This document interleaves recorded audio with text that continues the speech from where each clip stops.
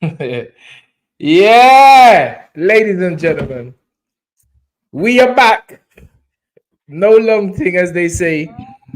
Ladies and gentlemen, let me introduce to you the number one podcast on the planet Earth. In the same way we start every single session, week, in the magical words of dream it, believe it, become it. Coming up. Yeah, Well, man. go on. I'm good. No, we need the glasses. Man, don't need the glasses. Yeah, maybe you Hey, don't. Martin Bakole, bruv. Martin Bakole don't smoke. He's punching up brothers. Sorry.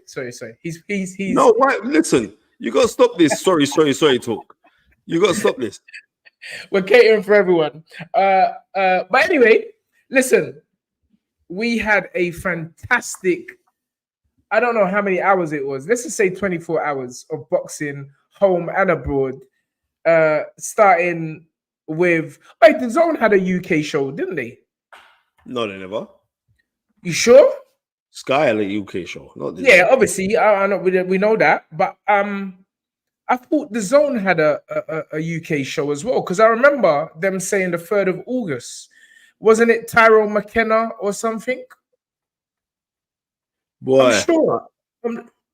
I'm sure. I know somebody on here will definitely deny or confirm, but I'm sure there was another The Zone show yesterday. But let's talk about, before we go over to the main show, which was another Riad blockbuster by Turkey Al Sheikh, the man responsible. Sunday. It wasn't a blockbuster. It wasn't a blockbuster.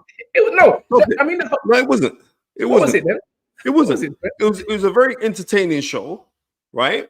It was entertaining simply because Mike Bakole versus Gerard Anderson was, as Baba Tunde Ajayi likes to call it, a swingers, right? That no doubt, not hiding away from that. But then apart from that, no, I'm not gonna say it was I'm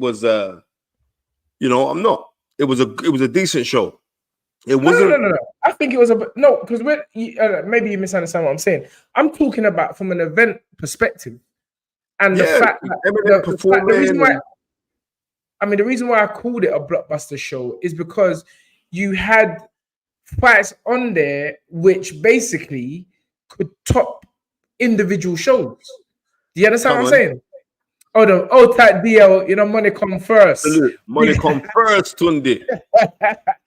God, money, and then whatever. Big up DL. Thank you for the £10, sir. He says, true story. Canelo told Turkey, no, I don't want no Bud. Bud is a guy who can't get no fight for me. Hanging in the light middleweight class with the pound for pound ass, trying to holler at me. Interesting. Well, we're going to touch on these subjects anyway. Thank you for the £10. Thank you for the £10 again. Thank you, the Ghost Knows Boxing. He said, I guess Bakole wasn't lying about them sparring stories. Again, we going to touch on that. Thank you, Damian Charles, for the $1.99. Simply saying, bless up, Sunday greetings. Yeah. I can hear some feedback, Spence. You got your phone on again, innit? My phone ain't nowhere near my thing, man. I just moved it. Further. It ain't going to all right. Feedback. Well, yes. First of all, I was saying, I'm starting with this feedback, Spence. It's not good. I know you, bro. I know you already. The whole show knows you. Now, you know what? It's just sometimes it picks up, sometimes it don't. But it's like anytime the phone's on. So the thing's off. It's off Wi-Fi. Okay. It's off. There's no more feedback, is there? No. Okay, cool. Yeah, I did. I just heard feedback. I did just hear feedback. I mean, let me switch off my telly, but I know it's not my telly, but let me switch off my telly. Testing. 1 2 1 2. Can anyone hear feedback on the channel? Because I definitely can. No? No feedback, people? Alfie Black, Leah O, let me know if there's feedback because I can't hear no feedback now. Yeah, that's good. That's good. That's good. Whatever you just done, Spence, has worked. Before we go into what we was talking about, let me just, because so many people have jumped on early today. So listen, big up JFK, and you know we're gonna touch on you. Joe Kadua in the building, coming off a fantastic Sky and Boxer debut yesterday up there in Barnsley. Man had to jump in the car straight away back downtown. Me and James Cook rolling down the M11. Madness. But anyway, hold tight Tartan, hold tight Alan Skill. Mr. Bobby Wright, met him and his lovely, not met him, not that the first time I'm meeting him, but him and his lovely wife was there supporting as always. You know, Bobby Wright has always supported us in the flesh, in money, on the show, on merchandise. Bobby Wright and his wife have always been loyal supporters, and we ain't never gonna forget Mr. Bobby Wright. Old Tight Rams, 1154, Ghost Nose Boxing, Digital Wealth Creations, as I said, Joe, as I said, Leah O, Ghost Nose Boxing, Steve Bailey, Ray Bandit, Tyrone Booth, Lee S, Country Don, aka the Chairman, Jay Lanks, well, Tyrone Booth, Skyliner, the editor. Tartan, yeah, you know it's a good night because the Scottish man them are out in full. True Billy Nelson Scottish. And bro, you gotta give Billy Nelson his credit. I'm not lying. From Ricky Burns all the way up to heavyweight. So Billy Nelson definitely deserves his flowers right now. Old Tight Cold Malik, Damien Charles, Denzel Bell, Esso, Nathan Bailey, Ray Bandit, Andre Bukenya, Original, Jay Woods. Listen, Philip Answer, Miss Levy H, Duke Alexander, I've been. Listen, you know me, I can go on Mr. African Styles TV, Sir Oku. Let's get to the show because you know what, Spence, we've been picking up all these people, but we still ain't got to the things that you really want to talk about. The Barnsley show. Top of the bill was Callum Simpson challenging for the British and Commonwealth super middleweight title held by, you know, the rough, the rugged Zach Shelley. And in front of his raucous, raw fans yesterday, 7,000. They're actually saying they could have sold 14,000 in there. They could have. Tunde, how the aesthetics looked on TV, it was a council that said, we're only allowing you to have 7,000 people there. Yes. Right? Yes. So it was a council. And to tell you the honest truth, I don't know how much the Barnsley football ground holds, that stadium. I don't know. But around 15,000, I think. Right. So they could have done the whole lot because it was tremendous looking at it. The atmosphere was brilliant. I like how they had it where like they didn't have stuff all around the ring. They put the ring in a certain position. I like that. How it looked aesthetically as well looked really good on TV. And we know, yes, the rest of the stadium wasn't sold out, but that was simply because the council wasn't allowing it. Otherwise, we would have had it all sold out. Yeah, because I mean, fair play to Boxer and what they put together yesterday. It was, I mean, my heart goes out to Zach Shelley because I know him. He's a very, very nice youth. But this Simpson youth, bro, he's about it, son. Yeah, listen, what a nice kid as well. It was in a hotel. We were staying in some little television star, but the photo shoot was in the hotel. Callum was in, and as soon as he saw, he's like, "Welcome to Barnsley, welcome." And I'm like, "Bro," he goes, "I only live down the road, but bro, you know what? I'm just a Yorkshire lad, so getting all this hotel treatment is big." That's the humility of the young man, and I love that. And he really showed out. And you know, he had to keep his nerve yesterday because the fans. Even we went into Nando's after the weigh-in, and there was a young lady, and she said, "Yeah, I'm so nervous. You know, I grew up with Callum." And I said, "No need to be nervous. It's going to be a good fight. He should win." Even went into the car wash in Barnsley. A man rolled up. And he was telling me about Callum because we trained in the gym, what Callum grew up in. He's on amateur club. I see that. Yeah, the amateur club. Big up Mr. Trevor, 77 years old. He was telling me some stories, man. What a great man. And in the car wash, the boy said to me that Trevor, the trainer from the old amateur club, has actually trained half of Barnsley.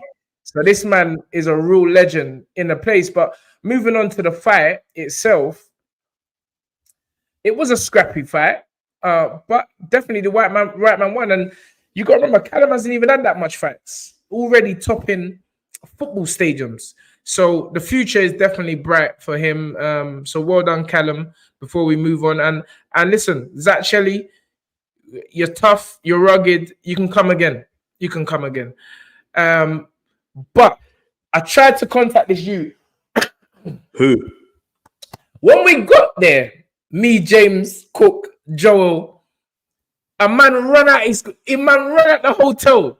He's like, "Hey, Tunde, James Cook, I knew it was you, look."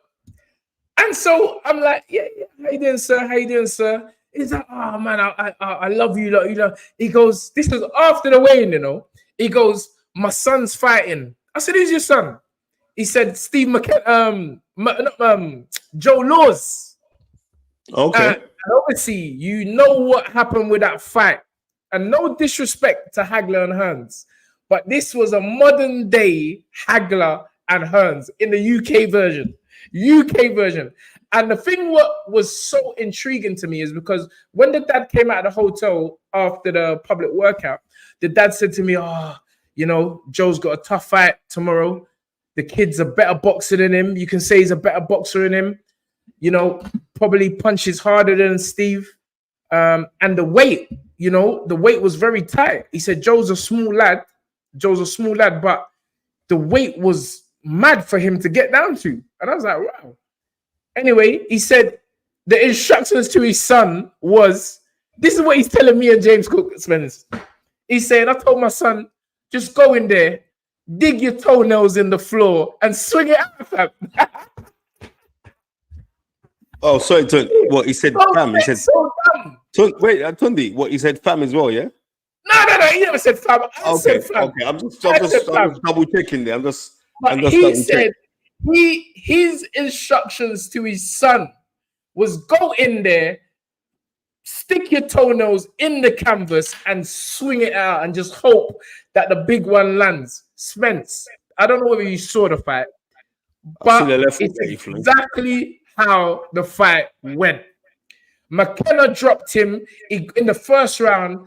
Bear in mind, McKenna was saying that he was going to finish the fight in the first round from the weigh-in. Yeah? Went in there, dropped in. Joe Laws got back up, hit him with a left hook. I think it was a left hook. Bam! McKenna's on the floor. I'm like, this is brilliant, mate. This is brilliant. And listen, Joe Laws, he already upset the apple cart once in beating Mick Hennessy's son. And I think everyone thought that we're going to see the same thing again. But I know, you know, the conditioning, the experience of one of the McKenna brothers finally showed itself. But fair play to Joe Laws. He's a warrior, Spence. And I and many other people would love to see that young man fighting again, because he said to me, he said, "Bro, I'm in business. I'm a fighter. I'll fight anyone." And he's just one of them guys. And you know, it's brilliant and it's refreshing to see. Sometimes, you know, people ain't worrying about reputation. They are what they say, what it says on the tin, which is fighter. And he took the gamble. It was always a big gamble. But guess what? His stock's gone up after last night, Spence. Trust me. Massive big up again to Ghost Nose Boxing. Thank you for the £2. He's saying Atama versus Anderson. Atama needs a tune-up. So thank you so much, Ghost Nose Boxing. Thank you so much for the £2. And also, Rain 71, thank you for the friend. Big up yourself, my friend. Yes, he says thank you. He says way too soon for Anderson. Ain't nobody want none of that Bakole bogeyman. What now for Bakole? Again, we're moving quickly, but let me just say, big up to my young gun, Joe Kadua, making his boxer debut yesterday against a I don't even call this you a journeyman because he's if you go and look formidable. at, He's a formidable hey, traveler.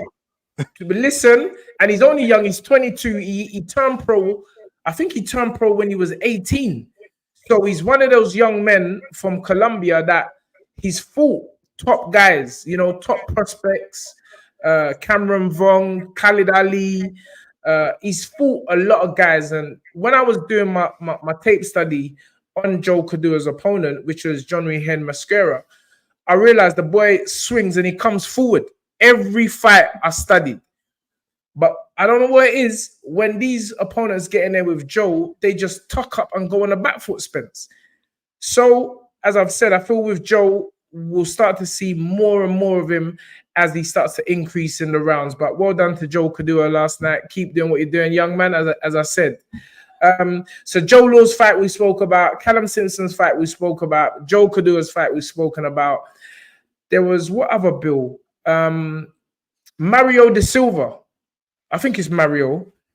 He fought after Joe. He stopped another Joe opponent who's bigger than Joe in the second round. So old type Mario spoke to him and his dad. Remember, his dad is the you know his dad, Spence. You actually know the dad. The dad was an ex-pro. The dad was an ex-pro. I know Spencer's that, but don't. What? I'm trying to find. What's the youth's name? What's the youth's name? I just remember Mario. Yeah, what's the surname? I think it's De Silva. I remember his dad was a pro. Wait there. Give me 1 second. I've literally got it here. Joe. I just go to Joe Kadua and then go to the events. Okay, so it's Mario or Moro Silva. He fought Del Arrowsmith, and he stopped Arrowsmith in the second round. You know, Arrowsmith's a tough journeyman, had over 100 fights, but it was an impressive, again, Sky debut. I think, in over 100 fights, Arrowsmith has only been stopped 8 times. So that was good going for young Mario. So well done to him. Also on that card, I know there was an Irish based or American based Irishman who is managed by Napa, because Napa was in town. Napa was in Napa. Napa and the other, I don't know if it's his missus or his business partner. They were both in town. So well done to Connor Coyle, his name is. He fought Carl Lamoti, Steve McKenna, and how can I forget? Oh, Billy Denz, big up Billy Deniz, the Turkish Tyson, they call him. He fought that Khalid Gradea, you know, the one Ben Whitaker became insta famous from his fight with him. So after dropping him, the fight finally went to points. So I'll type Billy Deniz, the Turkish Tyson, and finally, but certainly not least, our very own Caroline Dubois picking up, I think it was the WBC interim world light title yesterday, which now puts her in a mandatory position to fight Katie Taylor. And that's going to be very interesting. But I don't believe that Katie Taylor is going to stick around with that belt. I think she's going to relinquish that belt, move up in weight, or stay at the weight that she's currently at. I can't see Katie Taylor. I can't see Katie Taylor holding on to it. But it's good that she's IBO and now WBC interim. She's IBO world champion, WBC interim world champion. And she's learning because she's 10 fights in now? I think that's 10 fights, 10 fights. Yeah, she's 10 fights in now. I don't know. It's like sometimes I see her, she's doing things. I think she's overthinking. Yes, right? Yeah, I think I'm just going to keep on telling this thing 100. I think she's overthinking. So because she's overthinking, her work is stopped and lacking of fluidity. You know what I mean? You can argue or not argue. Maybe the argue is the wrong word, but you kind of have to expect that being an amateur and being a new professional, still learning things. You know, probably even Joe last night, he threw more punches than he's ever thrown in every fight. But there was still times when I'm saying, bro, stop looking for the perfect shot. Just relax. And the same could be said for Caroline. You know, she's overthinking the play, but all this will come with experience. But I mean, to already have 2 titles in under 10 fights or 10 fights now. I'm not knocking that, because what Shane McGugan said in the interview, Shane said, like, yeah, probably, like, if you used to fight that girl again, you know what I mean, should stop in a year's her. time. So yeah, so it's a lot to do with finding yourself, and I believe, like, she's found herself anyway, because she's a very, very good operator. She's an excellent operator. Excellent speed. Yeah. And she's a good operator. The girl that, again, I'm crediting this girl that she fought, because that girl, she got dropped like a sack of potatoes in the 6th round with from a Caroline left hook that she'd been throwing from the start, and she just went straight forward. So that Mario Manillo is a tough girl. So good performance all round. So that was the Barnsley bill. I think we've actually spoke about everyone on the bill. Oh yeah, Sylvia Delega, which was a fight that I don't think the public saw. It was the first fight. She won a technical decision against Sarah or Zaghi. Now, let us talk about the big boy card, because that's, you know what? Let's just talk about the whole bill, Spence, because obviously it is topped off by Terence Crawford, but I think from the live broadcast when I started watching it, it had the Cuban youth, Andy Cruz. Did you see that fight? I didn't see his fight. The only fight that I saw was the Terence Crawford fight. All the rest of the fights I saw on the highlights. It's like at the time when I woke up just in time to watch Terence Crawford do his operational skills, and that was it. Okay, well, I mean, we don't want to leave nothing on this show, so I'll just quickly run through it.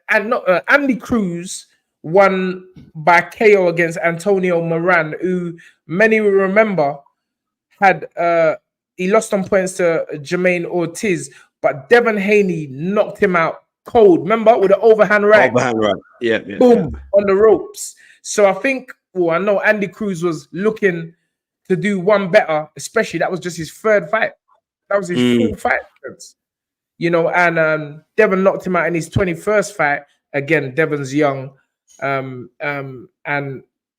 as I mean, he's done everything. Devon's young, you know. Andy Cruz is 28 years old. I don't even think Devon's reached 28 years old yet. How's Devon now, Spence? Devon is 25 years old.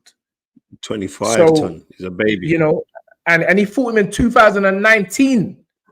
So Devon's even younger. So Devon's about his thing still. But Andy Cruz, who's trained by Boots Innes' father, he done well. He had a few rocky moments because Moran clapped him on the back of his ear. You know when he did a little funny dance. He did a little funny dance, but he recovered well and ultimately came out with a KO in the same round as Devon Haney in the 7th round. After that, we saw a fight which I was so interested in because I'm like, hold on, this brother, David Morrell, he's a super middleweight. He's coming up to the light heavyweight division. He's only had 10 fights, but he had 9 knockouts, and he's fighting Kalajovic. I can never say his name, but I think that's right. Hot Rod, who many will remember got stopped by Artur Beterbiev in the 5th round. I think he was just overwhelmed. He didn't even, it wasn't even a fight. There was no fight. He just got stopped. And then he lost unanimous to Marcus Brown. I remember that fight. So it was a solid opponent, Spence. Solid opponent. And that was for the, if I'm not mistaken, WBA light heavyweight title, which is confusing to me. Because isn't Bivol supposed to be fighting Beterbiev for undisputed? That's what I thought. But you know what? When it comes to world titles, to me, in my mind, that is a lot of semantics, simply because I know who the best in the world is in that division, and they don't. And when the 2 of the best in the world and the 2 world title holders, I'm not even that worried about. Oh well, you were an undisputed champion. That doesn't really bother me, simply because Larry Holmes is one of the greatest to ever do it. Was never undisputed champion. You know what I mean? When Roberto Duran beat Sugar Ray Leonard, That wasn't for undisputed welterweight crown. So I'm not. You get what I'm trying to say? Like on certain things, I'm not gonna say, oh well, you was an undisputed. Like I'm gonna hold that really against you. If you're the best in the world, you're the best in the world, and I mean, and that's it. I mean, if you wanna pay these alphabet boys, because that's what they are. I mean, extra commission to say that you're the best in the world because you want to unify a title. People know the best want to go and fight the best. Now that we've got the influx of Turkey al-Sheikh, and I'm telling everyone, you don't want to hold on tight to this because remember, Saudi Arabia's got their plan to take over most things, right? But at the present moment, they're paying high. So everybody's guessed about this Saudi money and this big takeover and blah, blah, blah. If Saudi Arabia said they wanted us coming to boxing, but they're just dipping their toe, nobody would be talking about it. Nobody. So they have to come in big. And do they have the finances to do it? Of course they have the finances to do it, right? But do not think that they're just going to be heaping money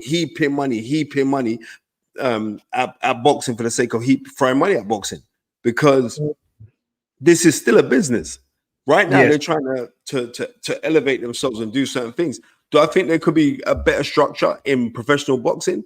Absolutely, yes. Do I think that Turkey al-Sheikh is the person that could do it? I believe him. If he's got the right team around him, he could do it. But as you know, Tunde, inside of boxing, there is a lot of egos. There's a lot of egos inside of boxers, but more so, there are egos inside of promoters, right? And it's like, you know what I mean? The money's long. Yes, we do understand that the money's long. But what I'm trying to say is like, it should be more of the fact that we want to make competitive fights that make good competitive business decisions. That's what we need, right? So everyone's getting overly gassed about this thing. I'm saying, oh, cool. I'm feeling this Saudi thing, but I know Saudi Arabia's got their big drive for 2030. 2030 is 5.5 years away, right? Okay, so what's happening in 2030? They're doing this big drive for the country, or for that time there. A massive drive for the country for that, right? Okay. So I'm saying on certain things, hold tight. Just hold tight.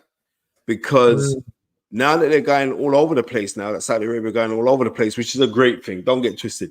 It's an absolutely fantastic thing. But I'm also a realist when it comes to this thing here, right? Because remember when this zone first come out, Tun? They was paying man over the odds, Tunde. Right. So what you're saying is you don't think that this money, what is going about, is going to continue? I think it's going to. Thank you very much. The main reason, thank you.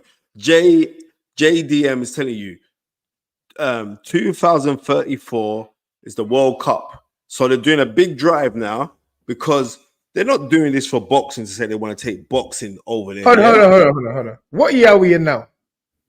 What year is this now? In 10 years, you got 10 years.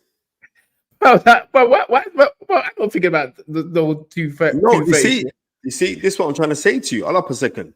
I want you to explain to me. I'm going to explain to you. Similarly to how China has got their thing on lock, China ain't thinking about their lifetime.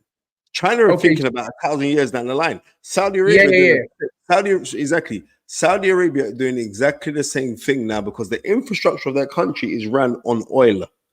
Yeah? In 50 years, oil is done, Tun. Okay, but this is what I am. I'm a now historian. You are the historian. Yeah. I'm a now historian. I'm like, fam, why is any fighter, Terrence Crawford, Andy Ruiz, Andy Cruz, Gerard Anderson, Martin Bakole, Isaac Cruz, Jose Venezuela, why are they worried about 2034? No, but they don't have to be worried. They don't have to be. Wait. They don't have to be worried about it. They don't. They don't have to be. They don't have to be worried about 2034. Yeah. Right, in 10 years' time. Because in 10 years' time, the majority of the man, maybe the majority of the man is all retired. Yeah? Exactly. That's what I'm saying. Listen, but this is what I'm trying to say to you. Now, this is where lies the difference with people who truly love the sport and want to see the sport go on forever, or for people who are just here for a snatch and grab. I'm not here for a snatch and grab. No. All right. Yeah, let me stop you. No, carry on. I'd like to use the finish. Yeah, so I'm saying to you, like, for the sport in its entirety, you have to realize that boxing, as far as I'm concerned, is catalytic and it runs parallel with the universe, meaning that like in boxing, we got love, we got hate, we got passion, we got drama, we've got all of these things, excitement, we've got creation, we've got birth, we've got death inside of boxing. As far as I'm concerned, boxing is a mirror reflection of life, because there's so many facets of boxing that we can say, well, we can take that facet and put that in alignment to life, the trials and tribulations and everything else. So I'm saying this simply because it takes someone like a Turkey Al-Sheikh to say, right, I'm going to make a league similarly to how FIFA got things on lock or the UEFA got things on lock, right? And this is what, right? Yeah, that's right. That's right. You better believe that, right? So this is why it's important. I'm not looking for a man to go jump on a snatch and grab, because as much as I've experienced the beauty of this sport, I've also seen. Bro, God, I'll just let you talk. Go ahead, Spence. I've also seen the dirtiness of this sport, Tunde, right? And I've seen it at guys at the highest level, right? So that's where am I going? This is I'm saying. Where I'm going with this is I want the betterment of the sport. But this is what I'm trying to. But listen, I hope you finish. If there's more you have to say it. And I think it's an ongoing thing anyway. It's an ongoing conversation. Thank you, Mr. E. Francis. Yeah, I am on fire. Where's Mr. I'm in a philosophical mood today. Yeah. My thing is this. Yeah, obviously, history has its place, philosophy has its place. But one thing I know, where fighters are concerned, it's a short career. Many fighters are lucky to see 10 years as a professional. Listen to me well. Many fighters are lucky to see 10 years as a professional. Therefore, if there is an opportunity for a fighter to earn and maximize the money now, yes, for you can't be saying it's not that he doesn't love the sport. We love the sport. But at the end of the day, these fighters have short careers, have family to go home to, and need to pay bills. So I'm like, I'm business if it's for the World Cup 30, 34, 10 years time or something like that. Martin Bakole might be 60 in 10 years time. I don't believe that he's 31. What are you talking about 60? In 10 years time, 60 and 31. In 10 years time, Martin Bakole is 74. He might be 74 in 10 years time. So my thing is that the only thing that matters in life, the only thing that you really can change is the now. You can't be changing the future because it ain't here yet. And you can't be living in the past because it ain't there. We ain't there no more. So if this man, Turkey Al-Sheikh, is right this second giving fighters the ability to earn money which they've never seen before and probably never would have seen because certain fights wouldn't have been made, then Spence, I still love the sport. Whether it's a flash in the pan or whether it's a grab thing, then let's grab it. And I know certain people won't be maybe certain people won't think like that, but for the fighters, Spencer, which is, as everyone knows, has always been the thing that I'm most important for the fighters. We are living in a great time of boxing, Spencer. No, we are. It is a great time. But what I'm saying is this, Tunde. I'm just going to say this again. What I'm saying is this. I just want to see the best fight the best. Yes. And how are we going to do that? No. Wait. And I want to see the fighters financially rewarded without sneaky managers stealing from them, without sneaky managers getting a contract for, is this amount on the table, but we're going to take this amount. We're still going to take this amount from you from your percentage. No. Well, be more specific. You're talking about. I am being specific. I already told you what Big Baby. I already told you what Big Baby Miller said on previous shows. I'm saying now. Let's say again then. For clarity. So Big Baby Miller, stated to me personally, right? Yeah. That he got bumped out of X amount of thousands and thousands, hundreds of thousands of dollars from my guy, yeah? Yes. From the little guy you had to bat up in the change room, him, right? Dimitri Salita. Okay, So when he turned around and said, "Listen, man bumped me," right? Sorry, Spencer. Man said Bakole walked with Abraham and drank with Jesus, but his passport says he's 31. Bakole's a real bad man. Sorry, I had to cut. You know me, I love the jokes. Carry on, Spenny. But you know what? So I'm saying to you, so because of that, the reason why I'm saying I pray that it's not just a flash in the pan and that they're they're really going to bring infrastructure into this sport, right? Yeah. I'm saying infrastructure. I understand that. Yeah, I hear what you're saying. Because I hear what you're saying. I'm getting tired of hearing these stories or people getting bumped out of this because they're putting their livelihoods on the line. You feel me? Yeah. So because of that, and I've heard it, and the thing about it is those kind of stories are nothing new. I could talk about loads of different people. I haven't got time to talk about it, but I know who has done the sneaky bumping, right? Yeah. So it is what it is. Listen. I don't think this is a something which is just in boxing. I think it's in a lot of business. In music, especially, we hear about all the time. You know, managers ripping off of fighters and what have you. So I guess you need to just buy the right house when picking a manager. Right. But then if we're talking about corruption, in particular, it goes all the way up the ladder. Because unless you're actually doing the deals with the TV networks and others and brokering these deals, these private deals, the fighter never usually knows what he's getting unless he's got that manager, Spence. And a very good lawyer. But what I'm trying to say, right, exactly. But what I'm saying is this: like, I think we've stayed too long on this subject. You know what I mean? Yes. I think we stayed too long on this subject. Okay. I wish every single person the best. I want the best from these guys. It was, there was a lot of big name people in the audience yesterday. I see Devon Haney getting booed when he come into the stadium, and Devon looked big than us. Suddenly, Devon looked like a light heavyweight. Yeah, Devon. I mean, listen, he's taking time out, and a lot of people have to remember Devon's been at this since he was a young man. He's suffered his first defeat. Some people take their first defeat in a real bad way. You know, I don't know. I mean, with this social media thing nowadays, you don't know what to believe. Sometimes you can be looking at pictures from 10 years ago or a year ago or so, and training sessions, not necessarily pictures, but training sessions.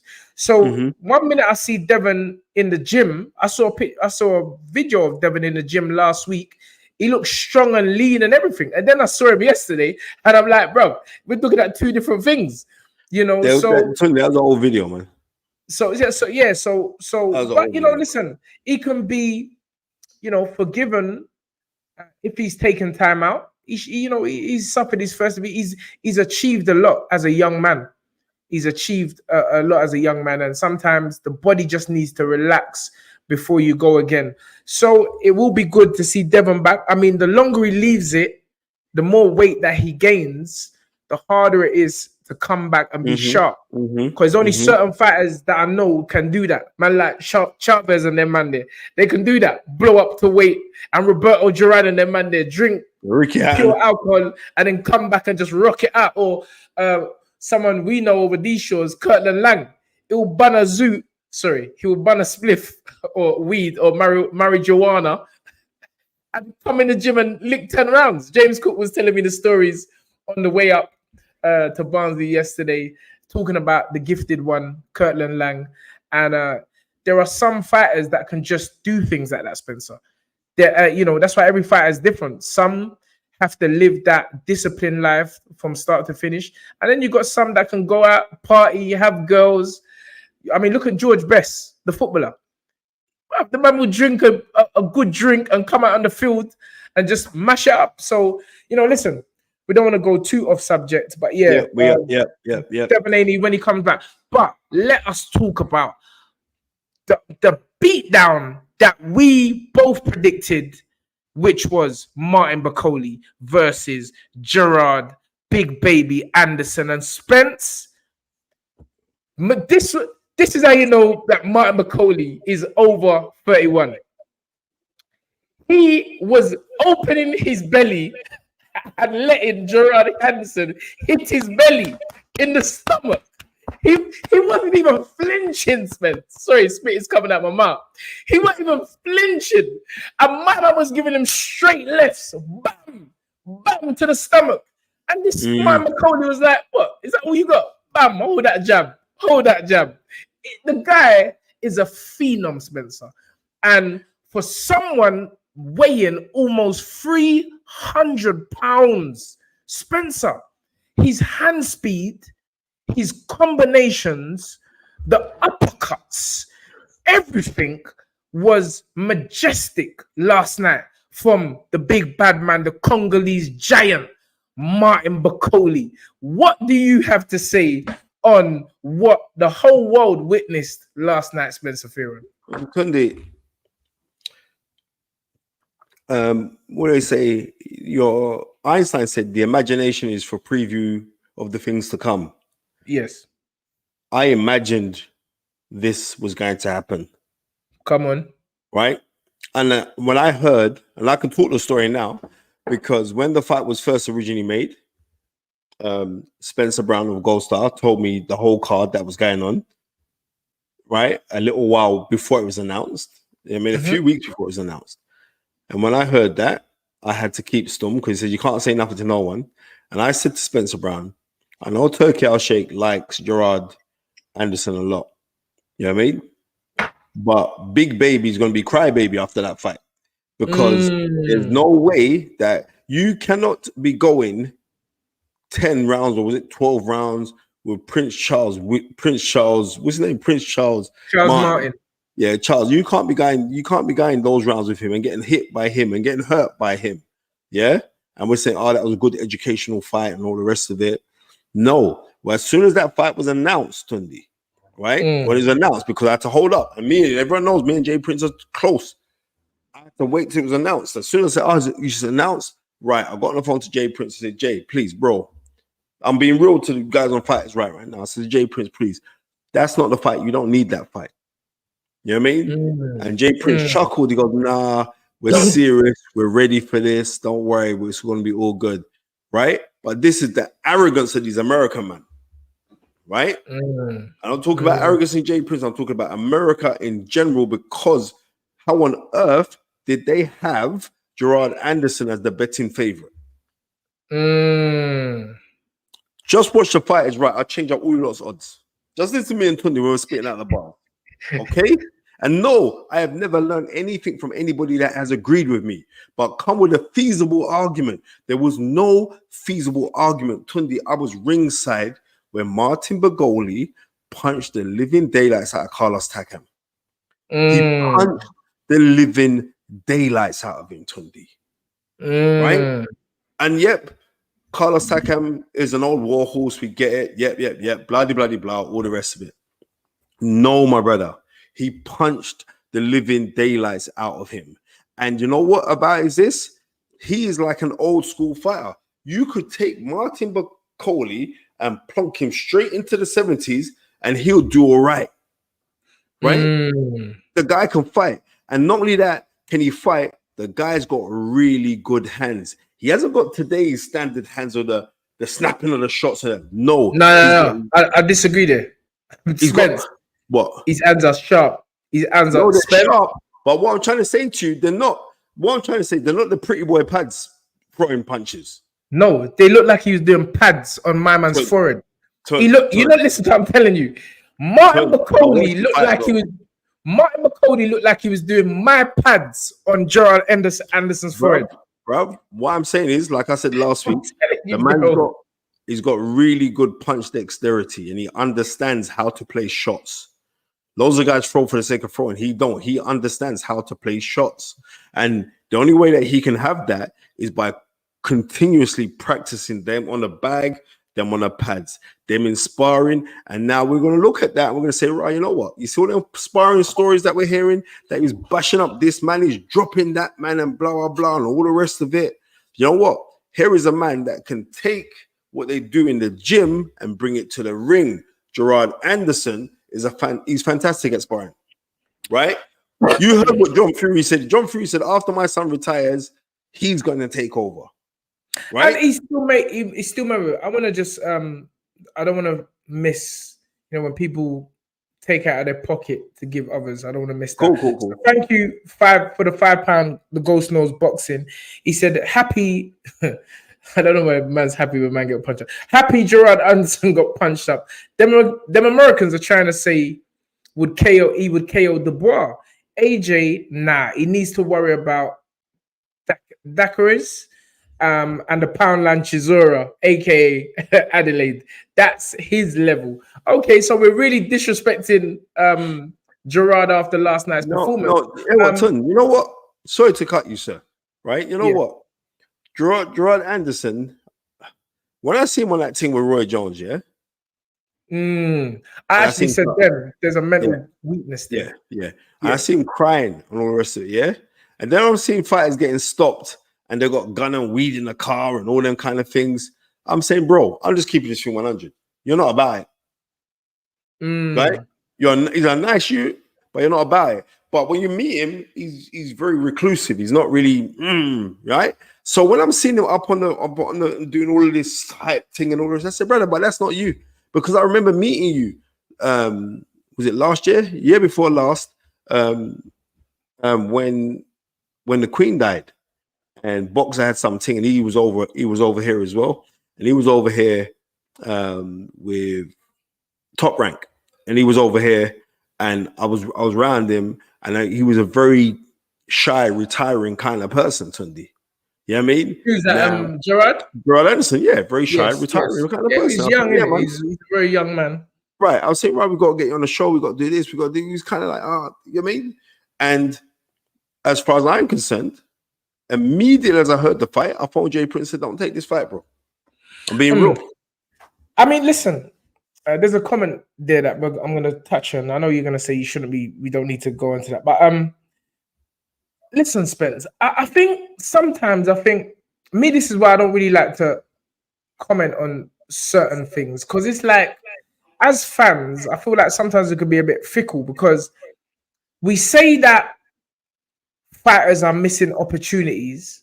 Yeah, I know you're on your phone again because there's feedback. We say that fighters are missing opportunities, but when they actually fight, we say they shouldn't fight. No, that's not true. No, I'm not saying you in particular, but you read the comments, you see these things, and I'm like, we want boxing to go back to the old days when fighters, but then we don't like it when these young lions step up when people don't want them to step up, and they lose. So I'm like, you can't really win, Spence. You can't really win, because how else? Listen, yes, it would have been good. You promote him, you pick the right fights at the right time. We're talking about age as well. But then when the young man wants to challenge himself and he loses, we say it was the wrong fight for him. No, he should have waited. He should have been groomed. But then, Spencer, the point I'm making is, how does that young man know he is what he says he is?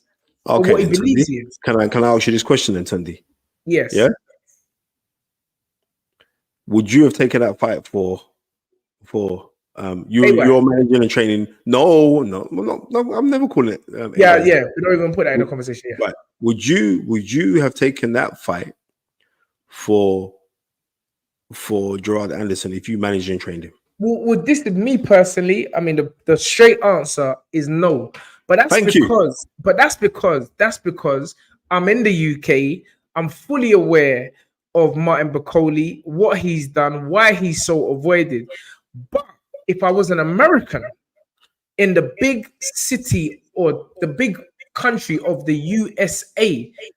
And the mindset of Americans is, you UK brothers, it's not even UK. Box anyway. You're African. You can't even box anyway. But putting all of that aside, Spence, it's called prize fighting. And this is what I was saying about when you was talking about Turkey Al Sheikh. This guy is giving young men, old Tunde, men, you're begging it. You're not listening to what I'm saying to you. No, young men, listen, because it's all intertwined. Young men, old men, the opportunity to earn loads of money at the beginning of their career and take a chance. Listen, fighters lose early in their career. I think it was Terry Norris.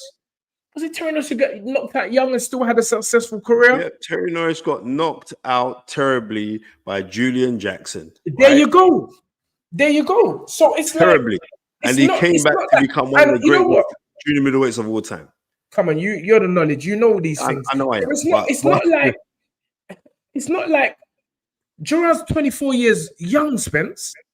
And remember, I told you, I phoned you today and said that first time I've ever seen him box, personally, yeah? First time I've ever seen, 100 meters finals about to start. Let me put on the telly. Yeah, first time I've ever seen him box, yeah? Spencer, the switch up. First time I've ever seen him box. And his skill set was phenomenal. It's just that he's in there with somebody that, sorry, let me mute the television. Okay, no. I have to see this 100-meter final. Yeah, he's in there with, Azuma Nelson lost early in his career. He's in there with someone. Wait a minute. Who did Azuma Nelson lose to, Tunde? Come on, man. I'm not, brother. I'm a now historian. You are the historian. Right. I'm saying, you know, Azuma Nelson lost early, yeah? Azuma Nelson lost to, right? Azuma Nelson lost, was that 83? Oh, wait. The Mexican. Yes. Yeah. Salvador Sanchez. Thank you. I got that fight. It was right. Azuma Nelson gave him a run, yeah, and Azuma Nelson was only 14 fights in as a professional, and he got stopped in the last round. Yes. So therefore, there is no shame in that at all. Yeah. So I mean, do you subscribe to the thing that? I mean, listen, you were just coming from a brotherly standpoint when you said to James J. Prince, "Don't take that fight." Yeah. You asked me as a manager, would I take that fight? Yeah. I don't know this. I don't know what it is because again, we got a very narrow view. Right, ladies and gentlemen, Tunde, you have got to do a Fight Is Right style. Yeah, I don't know these, brother. All I know is no allows. Yeah, listen, don't worry, man. You just call the Jamaican. The French brother. I don't know if you've seen a documentary on Netflix, Sprint. The French brother was the reigning Olympic champion. But people are saying he's just a flash in a pan. He's had a terrible last couple of years. He ain't won nothing. So here we are. We're lining up again. Noah's got to be the favorite, Spence. Sorry. Noah's got to be the favorite. Is there any Nigerians in this thing here? Because if there is, I'm back in the Niger. There's a South African. I can see there. Simbi, yeah. All right, ladies and gentlemen, we're gonna have a slight interruption. The 100 meters, probably the most watched event in the Olympics, the 100-meter final. I call it Usain Bolt final because Usain Bolt has made this thing proper. But the favorite must be Laos.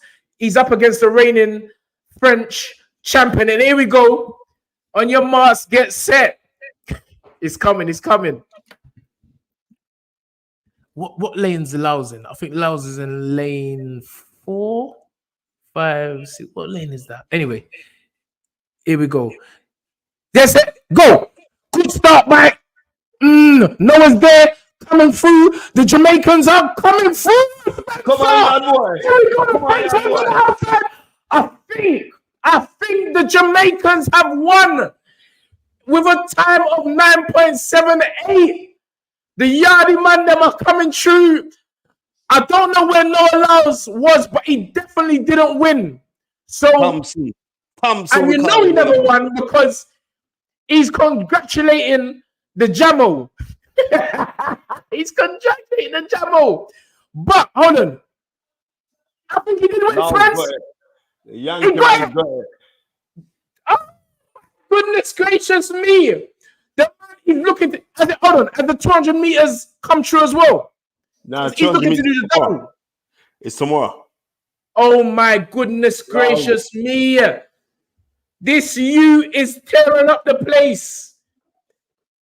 I mean, the 100 meters, that's his event anyway. Everyone knows the 100 meters is Noah Lyles' event, but he can actually make history.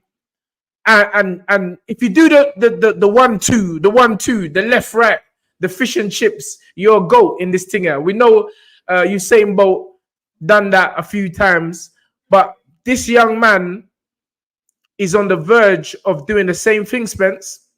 Yeah. Have you seen the documentary on Netflix? Sprint? No. Yeah. I watch that. Yeah, you need to watch that. You need to watch that. Yeah. Anyway, sorry, slight interruption. The 100-meter fan. What to the Frenchman? You see, the Frenchman is doing a little, bro. This man is always, and it's true what Michael Johnson said. He said that this man is a flash in the pan. He's always making excuses. Some people just can't handle the fame, Spence.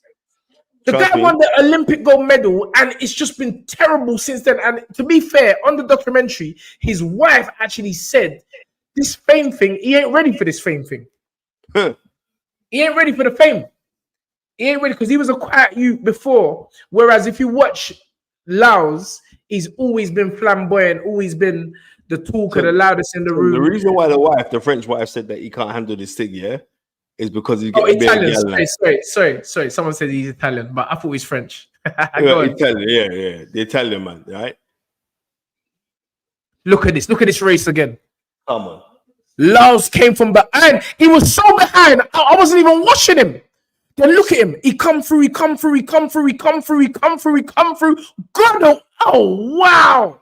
That's why it was a photo finish, because he came literally from behind the field. His start wasn't great. Thompson did too early, Ton.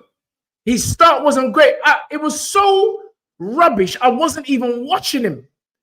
Wow. I had my eye on the Jamaican in the third lane.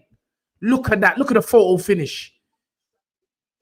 It's a head. It's literally a head. 5,000th of a second. He dipped the head. Wow. And there's his lovely mother who was an Olympia as well. We saw a lot from the mother. It just shows you, man, this thing's is generational. She was a top athlete, and she said her son was destined for greatness. Beautiful. He dipped. It was the dip, Kurt Campbell. The dip at the end. He dipped too early. I mashed up the thing. No. The dip won the fight, I think. The dip won the fight. I'm talking for Thompson. Thompson dipped too early. Okay, yeah. Wow. Literally a photo finish. Anyway, sorry for the interruption. The fight is right. You know, brother. What time was it? I have to spin that back so people go watch so we can use that. Multifaceted 100-meter final. Noah Lyles captures gold in a winning time and a photo finish of 9.78 seconds. Come on. Yeah, old tight Woolmo fire. They can't test us. Stamina Vassell giving BBC a run for their money and the athletics. Come on, bro. They can't test us. Watch this now, Spence. Watch this. The yard man was off like he was chasing down a curry goat and rice. He was ahead all the way. Then you just see Noah Lyles just come from a little dip. You know what? They both dipped, but as you said, the Jamaican dipped too early. Soon. Yep. The fastest men on the planet, Spencer.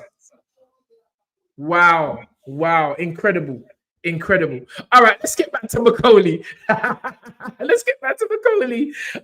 And what we were saying, Spence, in terms of the management and what have you. Regardless, let's not take away from the brilliant performance of Martin Bakole. Hold on. The 9 o'clock study. Old type Bobby Wright, thank you for the $4.99. I love this show. We cover boxing, running, absolutely bloody everything. Come on, you know this yet. Dream it, believe it, become it. Yeah, Spence, let's not take away from the incredible performance of Martin Bakole last night. Stopping the young gun in the 5th round. And yeah, going back to Gerard Anderson, I was saying that sometimes I feel like I think the only people that really need to stay focused in totality are the individuals involved in what it is, meaning the fighters, because you can't win. There's always an argument. There's always something someone feels or something someone should do. And I think that sometimes, Snoop Dogg there in the crowd. Snoop Dogg's been big in this Olympics, you know. He's been big. He's been supporting Simone Biles, incredible Simone Biles, the greatest athlete or Olympian of all time. She has won every single gold medal. Every single event she's ever been in, she's won a gold medal. But look at this final again. Jeez, you see the yellow and green was winning. But Biles was always there. He was always there. He never had a great start, but he just came through. So first, hold on, what's that? Oh, that was the heat times. Why do we keep on switching? Laos, I keep on saying Biles. Laos. The speed. Look at the speed, Spencer. The speed. 43.5 kilometers. Wow. Laos first place. Thompson second place. And I think it was K. Riley, the other American, got third. But we don't business about third. It's one or two. Gold or silver. But yeah. Sorry. No, Ricky, I'm not even lying. I was getting excited. But yeah, Spence, I don't know, man, this show today is just a madness. Gerard Anderson, and you know we keep talking about him, but he took defeat quite well, Spence. He did. But he kept on. But the way he was talking, going back to what you were saying about the Roy Jones documentary, you could see there was a mental frailty there. Not so much. I just feel that he just was so young mentally. He was so young mentally. And taking a fight against a guy, an African warrior, a big belly African warrior, Martin Bakole, who when you punch him in the stomach, he says, "Hit me more. You can't hurt me." The guy's as tough as nails. And he said prior to the fight that he's... So big picture on the gram. What picture is that? Is that AY? J Spades and AY. Come on, J Spades and AY, my man. Come on, that's a serious picture. Last night. Whose party was that? Graham Daly. Oh, Graham Daly. All right. Oh, yeah, because AY just texted me something, actually. A serious picture. Yeah, sorry, Late Show 42. Listen, we're going all over the place. Thank you, Late Show 42, for the $9. He said, Tunde said, man's running like he's chasing down a curry goat and rice. Bro, the Jamaicans were playing because the Jamaicans are very, very dominant in all the events from what I've seen, the track and field events, certainly. And I don't know what they're doing. I don't. It must be the food, must be the dumpling, the green banana, something. And also the great training staff that the Jamaicans have. They seem to be, it's like the 100 meters, especially for the women, you know, that's why Shakira, what's her surname, Spence? Shakira, I forgot her surname, the American, she is a problem. Have they done a women's 100 meters finals yet? Tunde, I ain't got a clue. Oh, yeah, they did, because Shelly Ann, she didn't come out in it for the semi-final or something. Why? She didn't come out. There's been some news on that. Where I've been focused on the fight, but I've been reading the little clippings. But why has the Fighters Right turned into the Olympic commentary? Someone has to tell me what's going on. And we could probably, Shakira Richardson. Yeah, Shakira Richardson is a serious athlete. Oh, said it was yesterday. Yep, St. Lucia won. Okay, the St. Lucian gal won it. Big up St. Lucia. That's where my son's mother's family are from. So I'm traditionally half Nigerian, half St. Lucian. Well, my son is. So old tight St. Lucia. Shakira came second. Wow. So I know the St. Lucians are happy right now. Happy. See that gal Shalian, a red rat. I don't know what happened with Shellyan. But she is actually one of the greatest female athletes of all time, winning numerous gold medals. So big up Shellyan. I don't know what happened there. There is some controversy as to why she didn't enter. But yeah, man said I'm tearing up people's names. Sorry, Tony. Bro, you know me, but if your name's Steven, I might just call you Steve. If your name's Spencer, I might call you Spenny Rankin. It don't matter. I just mess up everyone's name. But old tight St. Lucia. Come on. Spence. Well, we're just going on. All right, I think we've extinguished Gerard Anderson and Martin Bakole. Well done, Martin Bakole. What I will go on to say is, what's next, Spencer, for Martin Bakole? You know what? There's talk about this on the Saudi card. Hopefully, Martin Bakole will appear on that. What one? The better October? be a versus. Yeah. October, okay. Yeah. Hopefully, he can get some work on that. You know what I mean? It's wide open for him right now. You know what I mean? It is wide open for him right now. Because Zilizang? Someone saying Zilizang?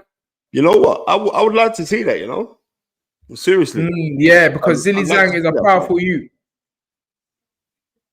I don't think no British brothers should be talking about Martin Bakole right now. If I was any British fighter, Martin Bakole is not the excitement that I need right now.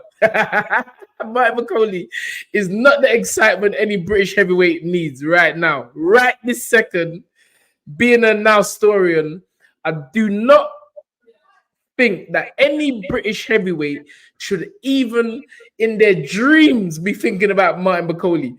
Just let Martin Bakole sweep up all these other fighters from different countries. But the English lot, just leave that guy alone. Leave that guy alone. Let him beat up don't let me be disrespectful. Let him fight even his sole defeat. What's my man's name? Michael Hunter. No, he shouldn't fight Michael Hunter. Yeah, okay. Why? Right? I'm going to tell you why, right? Because Michael Hunter hasn't shown a keenness to go and fight. Right? Because fights have been offered to Michael Hunter. Yeah, even I tried to help. Right, exactly. You try. Yeah. I tried to help. I remember I got him a deal. I got him a deal with MTK when they was when they were up and running, and there was a fight for him to fight Hrgovic, and it was good money, Tunde, and he turned it down, Tunde. You know what I mean? So, checkmate 7-3-4. Listen to me. I like Michael Hunter as a person. He's cool, right? But what I'm trying to say is, like, you can be one smart or two smart, but you can't be three smart in this game. You know checkmate 7-3-4. He or she says you guys need to ask your chat to smash the likes. More likes helps your channel reach more people. So 641 people on the live. Please smash the like button. Be much appreciated, and thank you for that comment, checkmate 734. Yes, sometimes a fighter can be his own worst enemy. You know, and again, it's the flip side. Sometimes a fighter, you need to protect them in sense of getting them the best deal, and sometimes you need to just let them go and see if they can fight. But again, Turkey. Michael Hunter can fight, but unfortunately, Michael Hunter can fight, but again, he's his own worst enemy, Tunde. Right? Worst enemy. I don't think right now a Michael Hunter fight for Martin Bakole makes much sense. It's actually a step back. It is because it's quite simple. Where Martin Bakole is right now is where he was relishing to be 2, 3, 4 years ago. Right? Yes. And now he's there because he's pretty upfront. Look, I have to talk about my sparring session and all the rest of it because, you know what I mean, I'm an African living in Scotland. I ain't got no PR team behind me. I ain't got no thingy, right? So I got to sell these things myself, right? And I'm not taking nothing away from him and also Billy Nelson, his trainer, because you know what?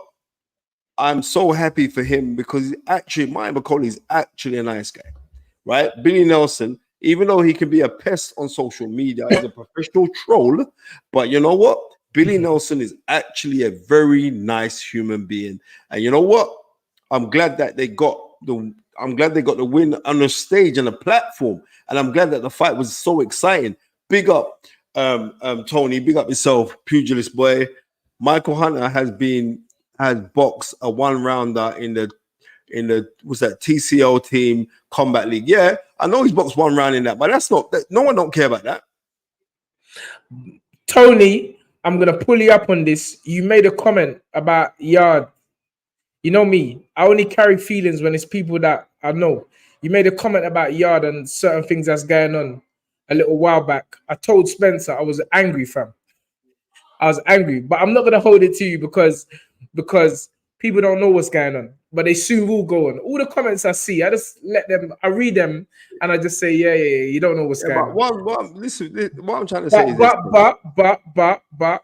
when this thing is revealed, all the people that I know that have said things, I'm gonna pull you up on all of it. Trust me, I ain't forgotten nothing, bro. So I'm not telling you are grown men. I'm not gonna tell you what or advise you what comes out of your mouth. But what I would say is sometimes you have to be like Spencer and tell them if Tunde knows what he's doing. That's how Spencer don't get tricked. He just said, bro, whatever Tunde's doing is what was supposed to go. So the reason why you can't give an opinion on the current situation is because we ain't spoken about it. So you don't know two sides. You don't know both sides of the story. You're just hearing one side. But anyway, I'm gonna move on from that. But Tony, bro, man's watching you. Don't think because man ain't tweeting and talking and running up their mouth about the current situation that man ain't watching comments. I'm watching comments. My friends always tell me don't watch no comments, but I have to watch comments when they're from people that I'm familiar with. You can't be sitting next to me. Yeah, you can't be sitting next to me and then slyly putting comments on certain people or certain girls' stage that I'm not even gonna big up because I'm gonna get mad. Spencer knows who I'm talking about. Certain woman on their thing, bro. Don't get me started because I don't want to switch this thing out. But anyway, let me carry on, Spencer. So we were saying, let's go back. Let's move on to the other heavyweight fight. Gerard, no.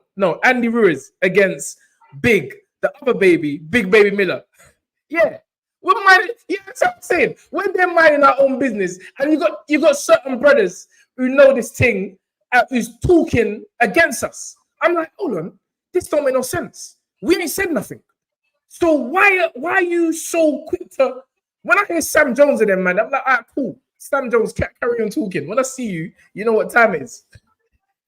But bro, not my people. My people can't be talking about nonsense. They don't know what's going on. Anyway, I've switched the flip. Yeah. You know what I'm talking about. Anyway, Miller Ruiz, Spencer. What is the case with Miller Ruiz? I personally believe Big Baby won that fight. He pushed Andy Ruiz back for the whole fight, Spencer. And to hear a draw, I was like, hold on. No. That don't make no sense. The right man never won that fight. Spence, what was your assessment and your opinion of the fight? My assessment and the opinion was that Big Baby Miller won the fight. Yes. Right? Andy, you see Andrew Ruiz mash up his hand? I didn't see his hand. Yeah, no. It's disgusting. They showed you it's disgusting.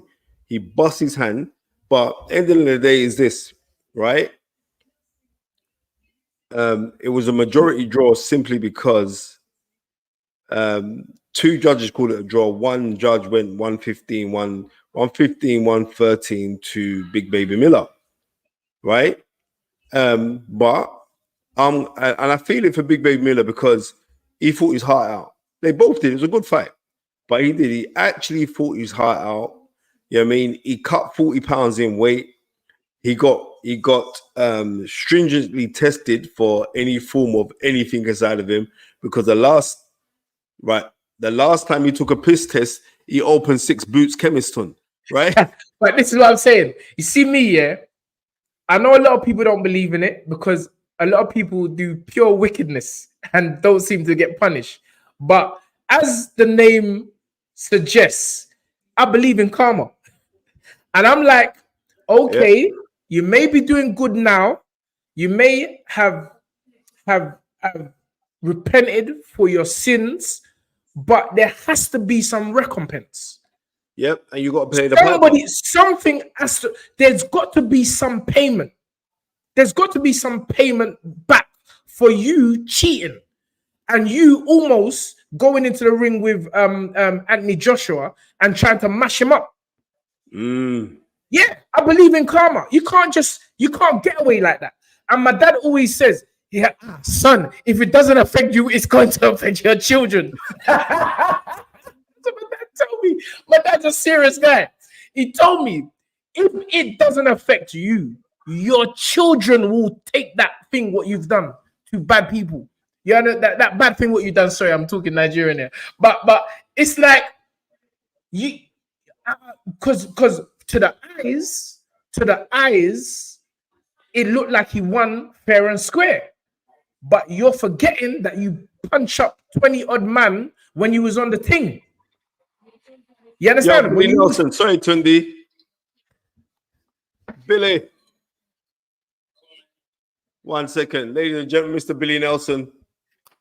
The trainer of the moment, the man that ain't getting his credit, but we have to give him some credit now, or a lot of credit now, because in my opinion, he has the most dangerous heavyweight on the planet, Mr. Billy Nelson.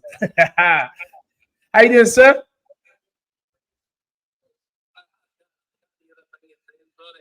Spence? He said he can't hear you. Listen, Billy, I'm going to send you a quick link. Click on it, and we can have a quick chat with you. You're at the airport now, are you?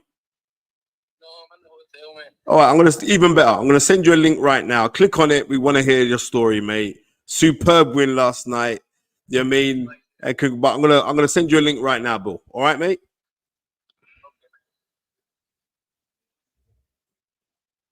The black book start again, Tunde. Yeah. So going back to that fight, I believe Big Baby Miller won, but listen, maybe it's a bit of karma coming back, and listen, that's how it goes. I'm sure Turkey Al Sheikh promised you that he will bring you back after the Dubois fight.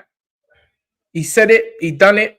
Brought you back, and from what I'm hearing from the press, or from what I'm reading from the press, they are not interested in another rematch with the Ruiz. The people, the promoters, the people all involved are saying, and the governing bodies, more importantly, are saying that Andy Ruiz better get in some shape.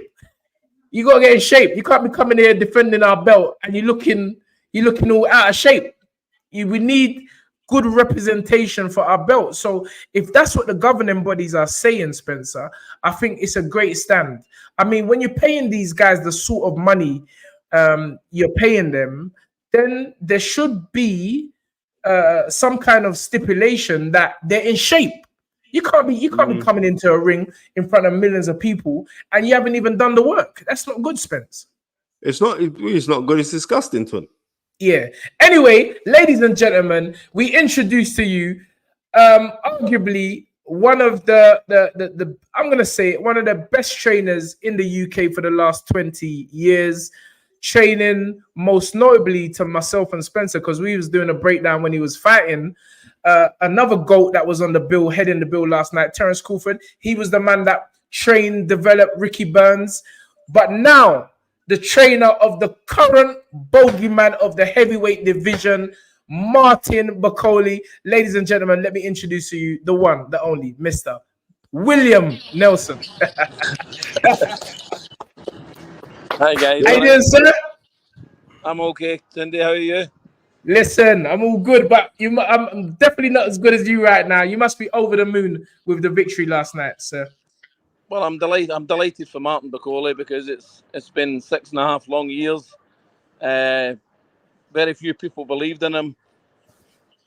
It wasn't getting a chance to show his skills off to the public. Got an opportunity last night, and he done particularly well. So, I mean, we've only won a fight. It's only a fight that we've won last night. It's still more to come. You know, hopefully we'll get a big fight in December, and then, God willing, we get a world title fight early next year. God willing. And you know, I have to say, a lot of people don't know that.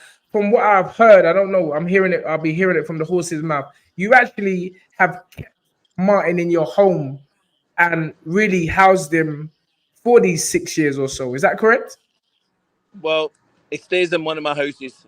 He did stay with me initially, and then the food bill was too much. I'm only kidding. No, he stays in one of my other houses.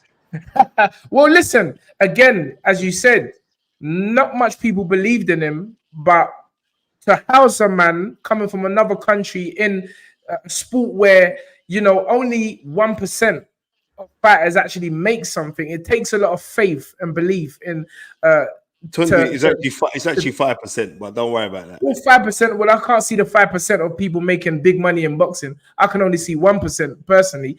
But whatever the case, it still takes a lot for someone to take their time, their money, and their home and house another injury. So again, credit has to be given to you for that, Billy. You know, and let's hope now, you know, we can really make some good money from the sport. Well, I'm sure after his next fight, he'll be very, very comfortable, and he'll have enough after this next fight to secure his family's future for the rest of their life, and hopefully his kids' future as well. Yes. Tell me something. Tell me something. It's part of your training every day. Maybe is it you punching Martin in the belly and him not even flinching? Because I was like, what is going on? Listen, Gerard Anderson's throwing left to the bellies and Martin ain't even moving. Yeah, I'm saying, listen, this guy, almost 300 pounds. He is a phenomenal. I was saying to Spencer. Spencer was saying that he ain't got, but I'm saying his hands look fast to me, Billy.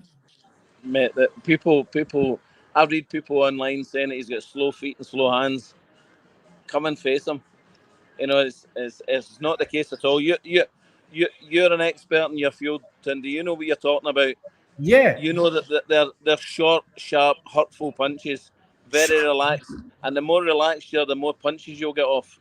Yes, sir. Yes, sir. Well, yes. I was saying last week, I was like, look, when this fight was announced, I said it's a terrible fight for Anderson because people don't know Bakole. But not only that, I'm seeing because no disrespect. How old are you now, Billy? How old are you, sir? 56.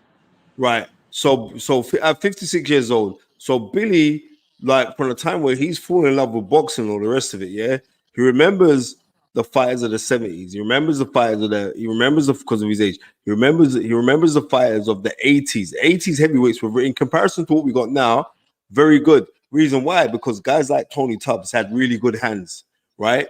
Guys like Pinkland Thomas had one of the best jabs, right? These guys were like, when Tyson came over, he started to cream all of these guys, but Tyson got these guys at the right kind of time. But you remember those guys, they would sit down on their shots. Like I was saying, Billy's got these guys sitting down on these shots, and Martin Bakole has a very good punch output, but it's not the case of that. It's the complexity of how he puts these shots together. Throws like the uppercuts in. He's complete when it comes to Arsenal throwing shots. He has the plethora of shots. That's what I enjoy about him. The guy's a problem. Billy, you say that. Billy, can I ask you a question? Sure. What did you actually see in Martin all those years ago that gave you the faith to really take this guy under your hands, under your wings? He was a heavyweight.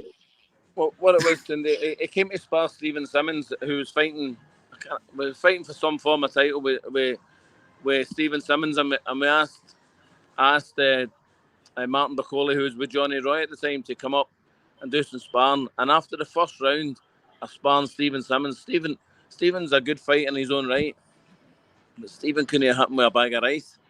I mean, it was unbelievable. And Simmons actually said to me at the end of the first round, he says, that guy's amazing. Wow. But that aside, I mean, if it completed the week, we always treat anybody that's ever came up to Scotland to spar knows that we treat them really well.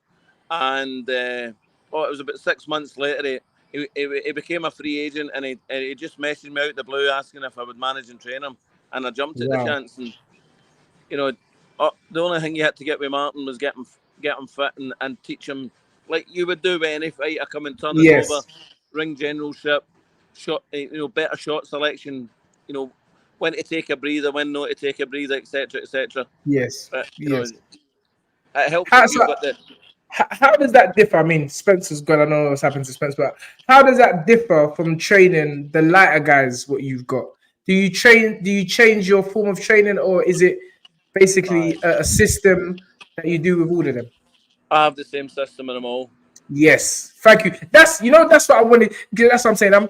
We're trainers rubbing, I'm knocking heads here, and it's something. Boxing's boxing, Tunde. Yes. Boxing's been boxing for the last 120 years or however long they've done it professionally. Yes, sir. Thank you very much. The wheel doesn't all of a sudden become square. Yes, sir. Yes, sir. And it's something I've always known, because there's a certain heavyweight now, I'm not going to call his name, and I remember his dad brought him to me, and he's like, do you know how to train heavyweights? I'm like you train everyone. So you understand? And it ain't no coincidence that young man has had about 59 trainers since he turned pro. But I mean, listen, the boxers who go for trainer to trainer, Tunde, as I'm sure you're well aware, that there's insecurities within them. Yes. Come on. Yes, sir. Yes, sir. The same thing me and Spencer have been to. But listen, and I'm not being funny, but say, I mean, not many boxers have left me in fairness, but the ones that have went on to not do much after it.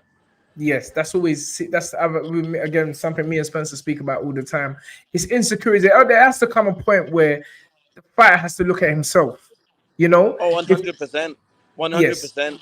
And the trainer, we put a lot of stress on our own self, and we're always striving to be better. Nobody's perfect, so But you're not just a trainer, Tunde.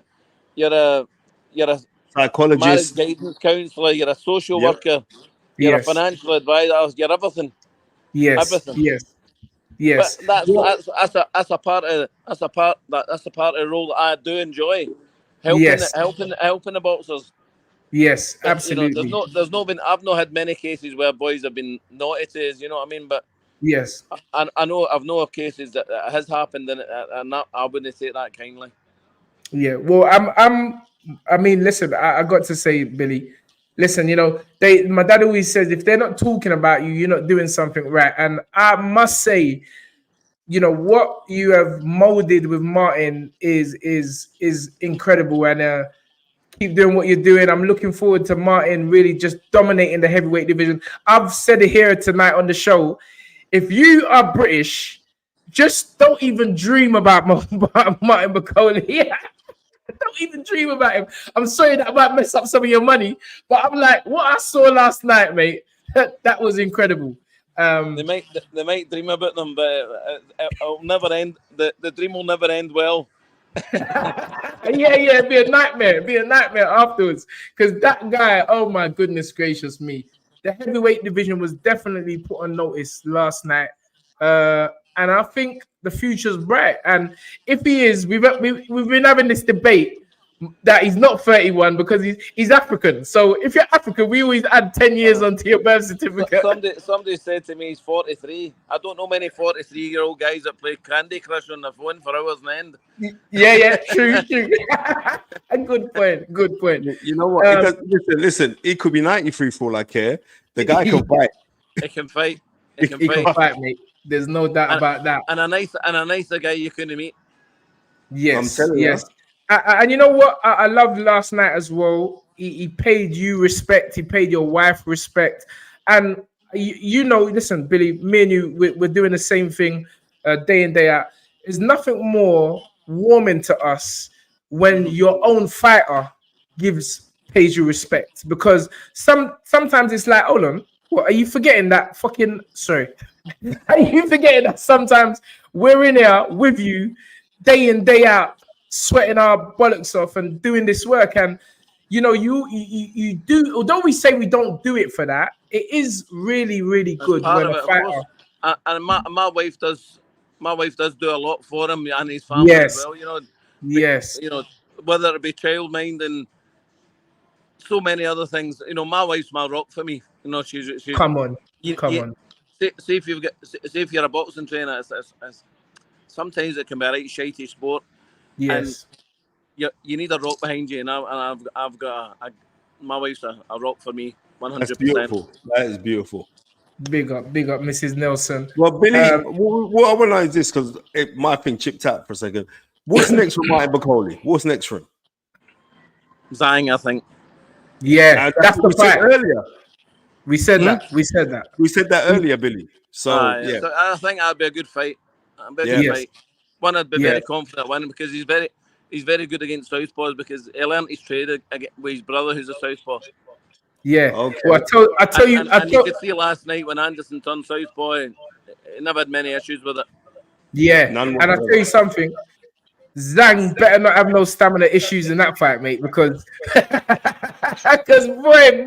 Martin Bakole, I swear I heard something in the commentary yesterday that he's got like the most recorded punches in one round or something like that for a heavyweight. 184 punches against Joker.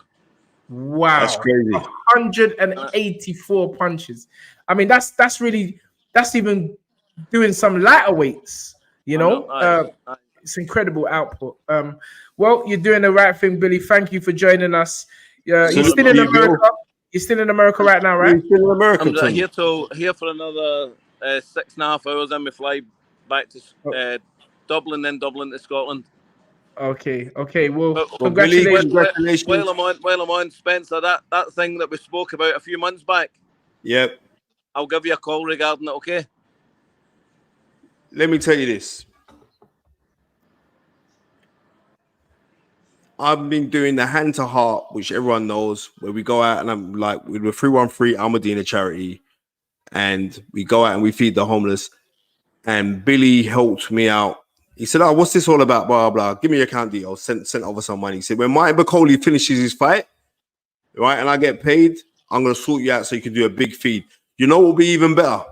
If you and Martin came down and helped me on the day, that would be even better. Well, what I'll do, Martin's going over to Congo for to see the family with his wife and children. Okay.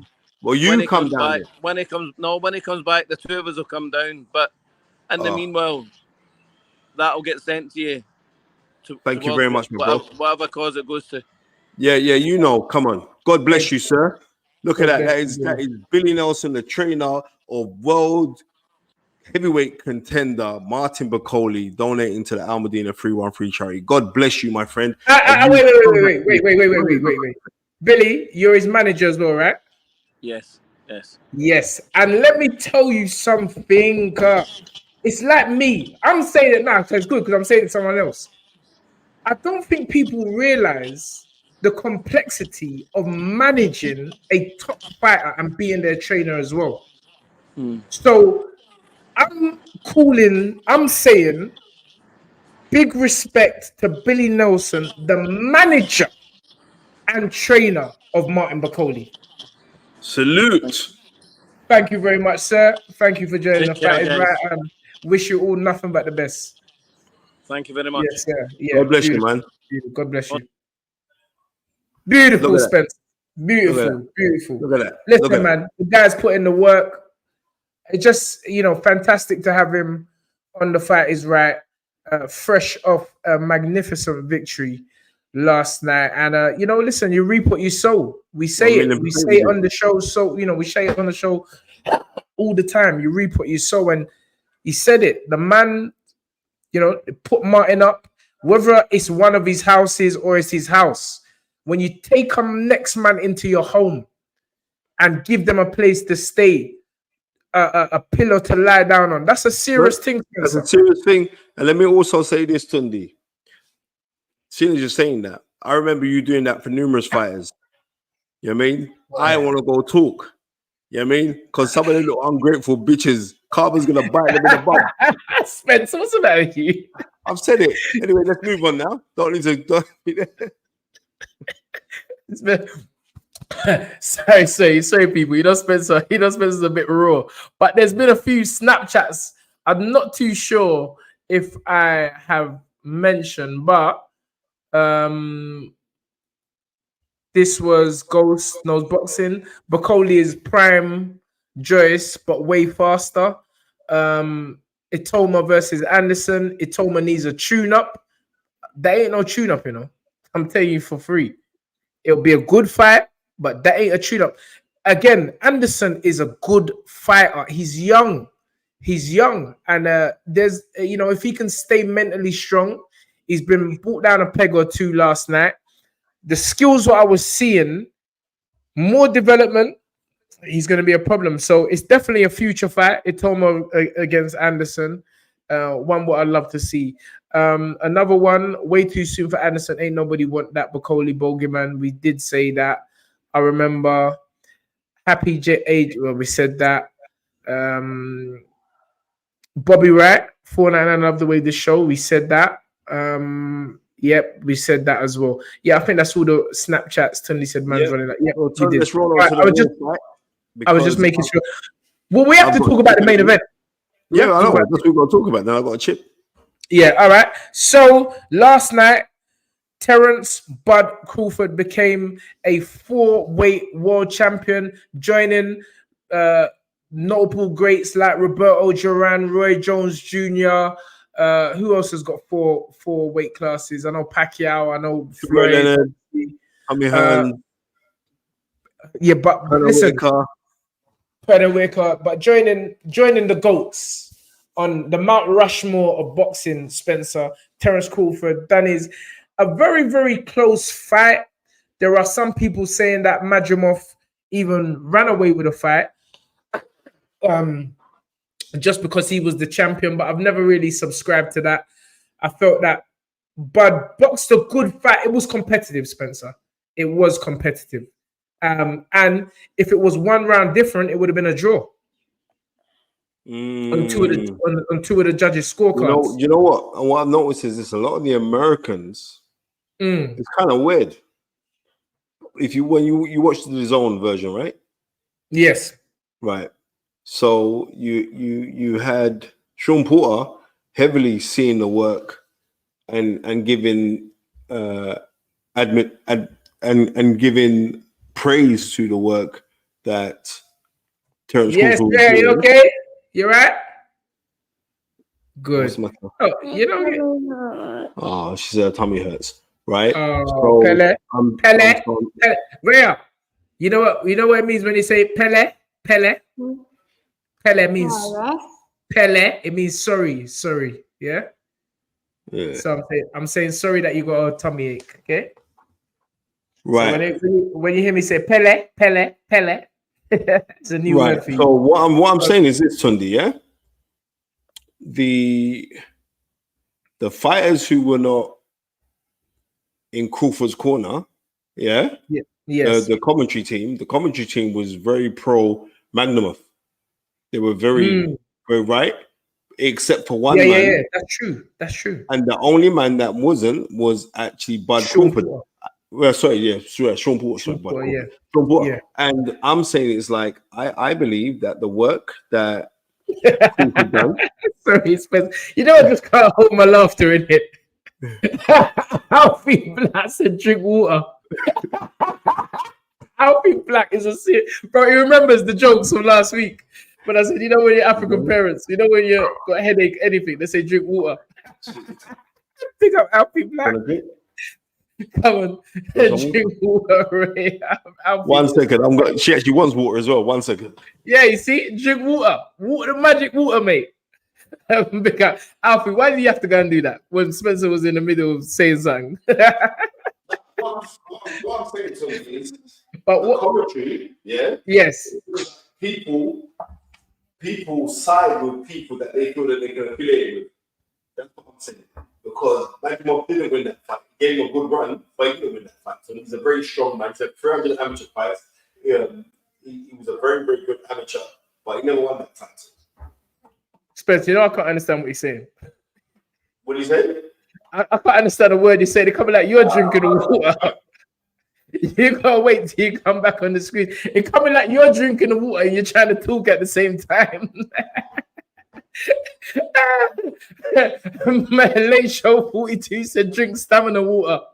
Bro, late show, bro. This is what I say. Everyone here, you man know the thing. We've got it. It's still there. It's still there. We're just waiting for the right moment. But I've been saying that for a little while now. But the stamina water is there. I'm looking for a partner to partner in the business. Stamina water. We've got the trademark. Everything's there. We just need the right marketing.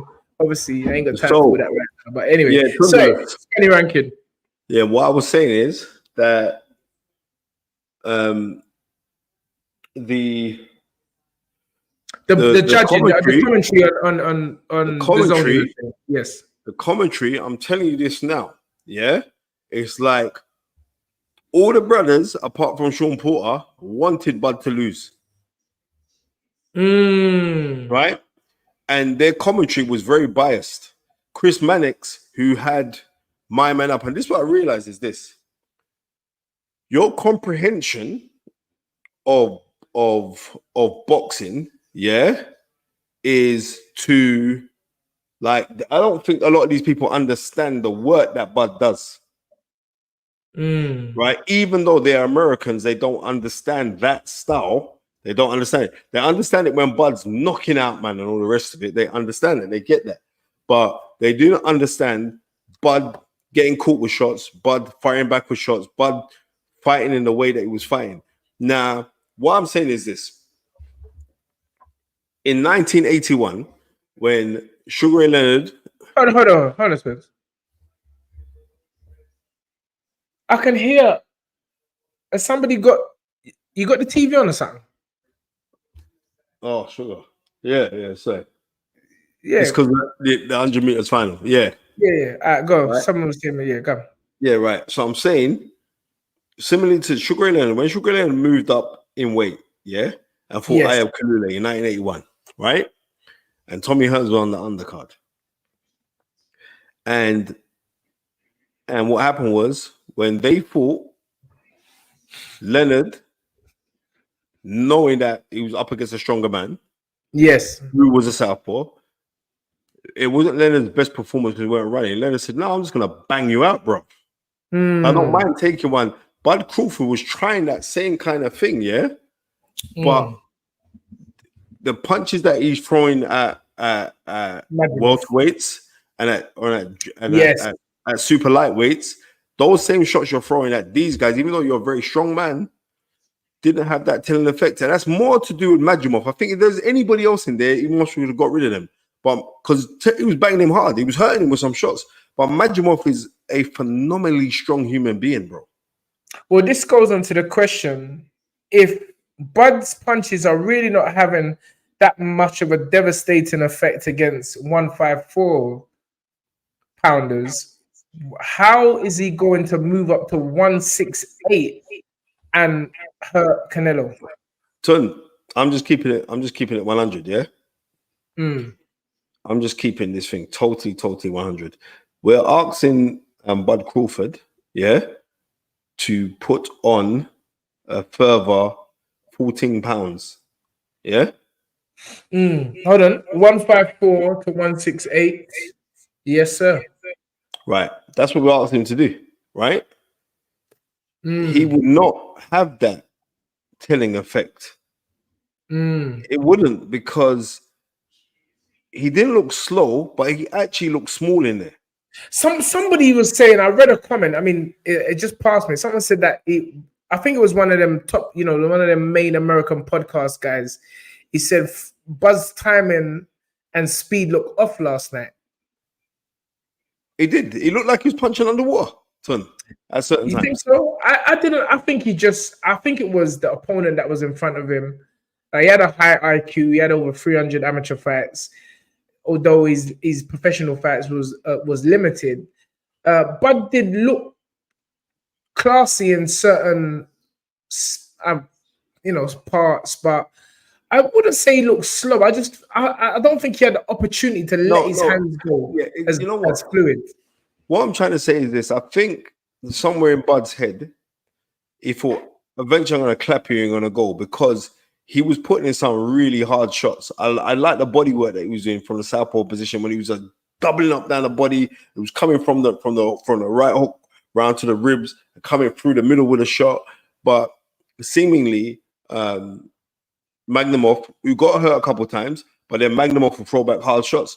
But I think people have been a little bit too hard on Bud Crawford and taking away the stuff from Madrimov. And I remember when Eddie Hearn was saying, this is going to be Bud Crawford's hardest fight. And in my head, I was saying, shut your mouth, right? Yes. Right? Yes. And even if it was a sales pitch, it turned out to be a right one, because Madrimov, the brother, was serious to him.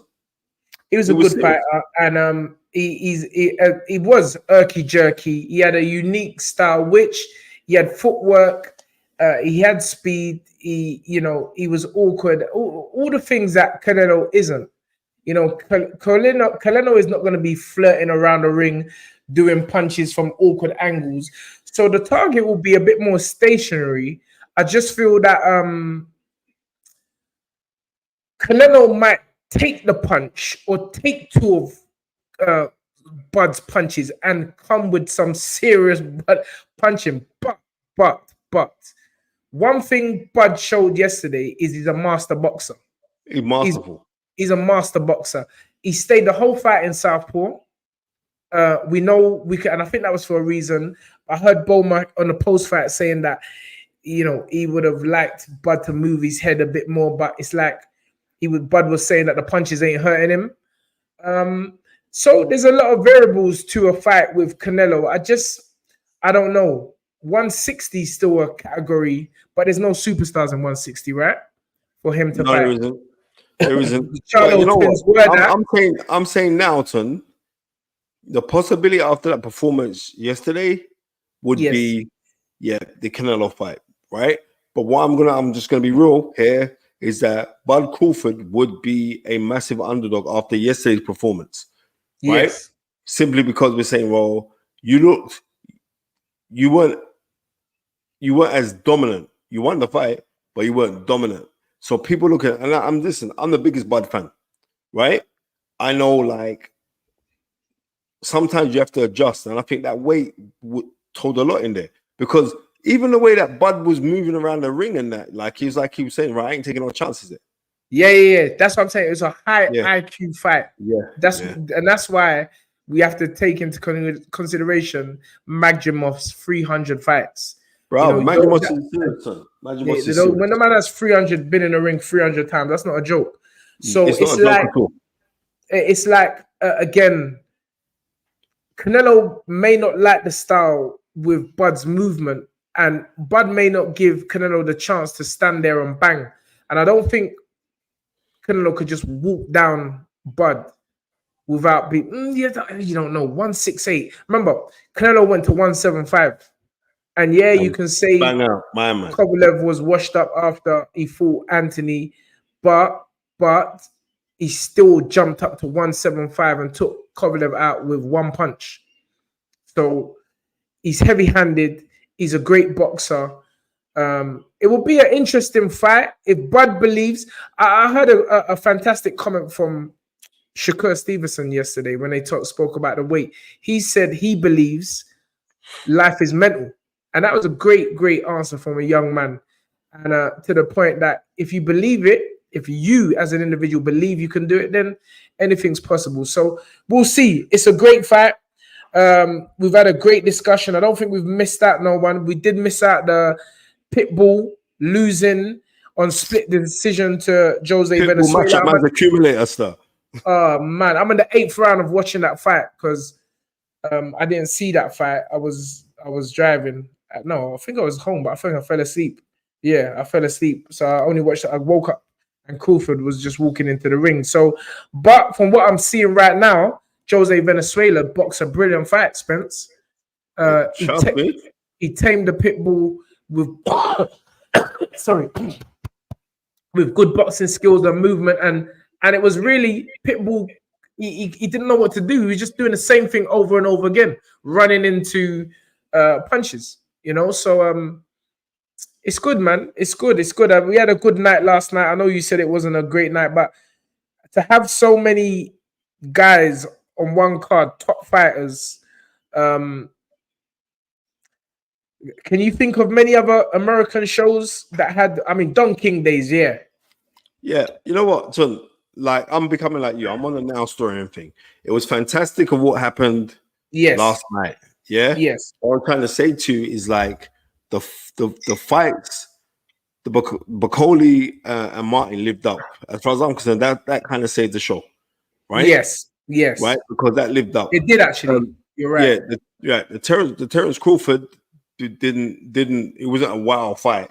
I mean, it wasn't. Fight, it was a very cerebral fight. Yeah, exactly. Now I can appreciate that because I appreciate the nuances, right? Yes. That's not really going to translate to somebody who's just a regular, I want to see a fight. That's not going to translate to them. Hence why you could have people like Chris Mannix, like Sergio Mora, and who's the other brother, right? Their man will turn around and think they thought the other brother won the fight because they're not really understanding or not wanting to understand the final subtleties and brilliance of Terence Crawford. Because what things were demonstrated by Terence Crawford was actually brilliance. Because my man can thump as well, you know. Who? Madrimov can punch Tunde. He did look quite heavy-handed, but I'm telling you, Bud shots were heavy and fast. There were some body shots from Bud that hurt Madrimov. And so again, I'm not gonna look past the fact that Bud was causing damage to Madrimov. He was. I feel he was punching just as hard as Madrimov, but Madrimov's punches were more telling because they were like more pot shots. They were more pot shots, whereas Bud was combinations. Yep. Well, you know what, Tun? Great show. Really good show. Yeah, I mean, great show. Thanks for Billy Nelson. Yeah. Massive big up to Billy Nelson. Massive big up. I like how you're a man of your word as well. So massive big up for that. Looking forward to do some other stuff right now.